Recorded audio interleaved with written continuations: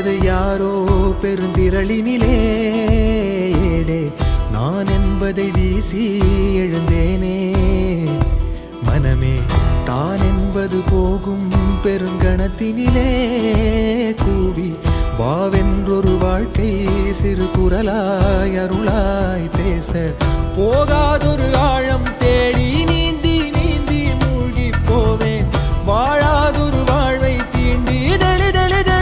தெளிவில் பூப்பேன் காணாதொரு வெளிச்சத்தில் என்னை நானே